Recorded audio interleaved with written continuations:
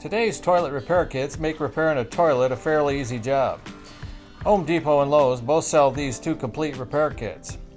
While we went with the Korky brand, I'll keep the video somewhat generic to allow for using other brands. You'll want to follow your brand's specific instructions for all settings and adjustments. First, shut off the water supply valve to the toilet. Next, flush the toilet and keep the flush handle held down to allow the majority of the water to drain out of the tank. You can soak up the remainder of the water in the bottom of the tank using a sponge. Remove the chain from the flush handle that is attached to the drain flapper. If you're replacing the flush handle, remove the mounting nut and take the handle out.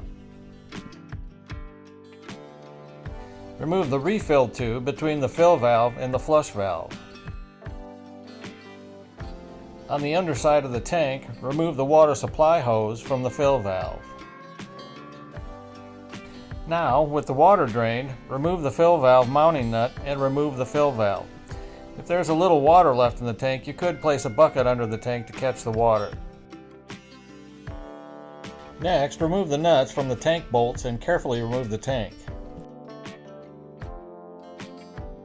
To remove the flush valve and flapper, first remove the rubber gasket from the bottom of the flush valve and remove the large mounting nut. Then remove the flush valve and flapper from the tank. As mentioned earlier, Home Depot and Lowe's both sell these two repair kits.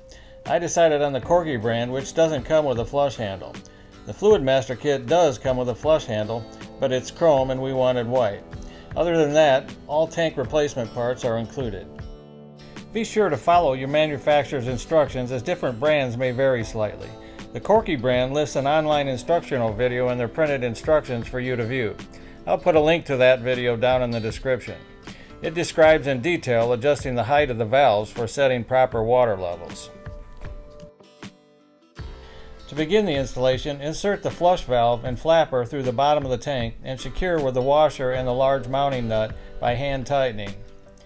Follow the manufacturer's instructions for adjusting the height of the overflow on the flush valve. Place the rubber gasket over the valve threads and the mounting nut. Next, place the rubber washers on the tank bolts and insert the bolts down through the tank's mounting holes. Then, carefully lower the tank onto the bowl and thread the washers and nuts onto the bolts to begin tightening. The new tank gasket is probably larger than your old gasket, which will cause the tank to wobble until it's tightened down. This is normal and will compress as it's tightened. Alternate tightening side to side evenly until the tank and the bowl touch, or the tank stops wobbling. Don't over-tighten, which could cause the porcelain to crack. Now, insert the fill valve and secure by tightening the mounting nut hand tight. Once again, refer to the manufacturer's instructions for adjusting the height of the fill valve.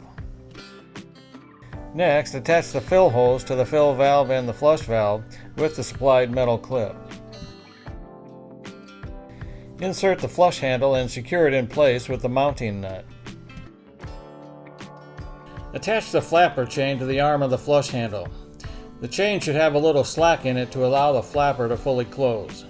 You can move the hook on the chain to another link if necessary. And finally, reattach the water supply line and open the water supply valve. Now, go back and review the manufacturer's instructions, making sure that the proper water levels have been set. Thanks for watching. Don't forget to hit that like button and subscribe. Check out the rest of the DIY content on our DIY Boomers channel. See you next time.